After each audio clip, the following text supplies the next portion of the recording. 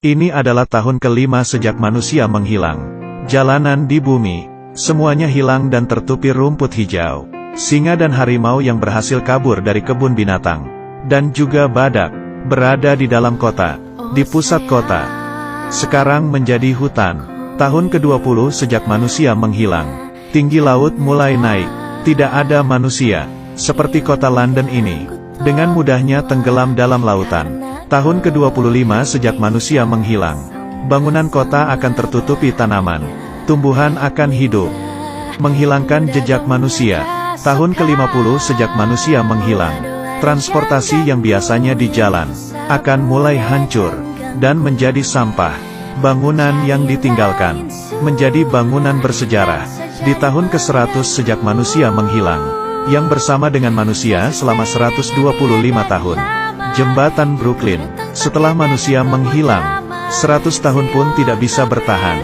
Tali mulai putus, dan jembatannya mulai rusak. Pada akhirnya roboh. Semuanya menjadi peninggalan. Bangunan-bangunan roboh, dan buku-buku dalam perpustakaan. Semuanya juga menjadi abu. Dan itu semua kita kira. Peradaban ukiran batu, yang kita tinggalkan. 150 tahun sejak manusia menghilang.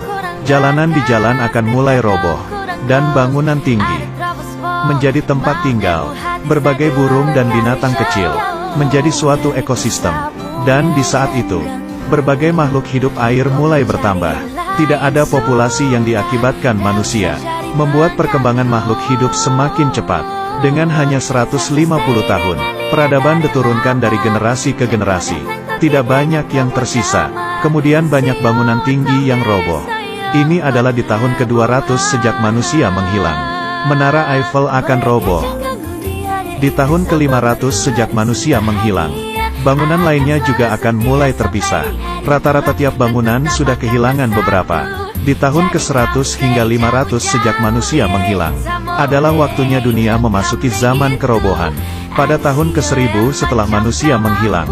Kota yang sudah dikuasai tumbuhan pun kembali menjadi bentuk bumi di awal mula. Manusia sudah hilang tanpa jejak. Tahun ke-5000 setelah manusia menghilang. Alam di bumi pun kembali ke bentuk awal.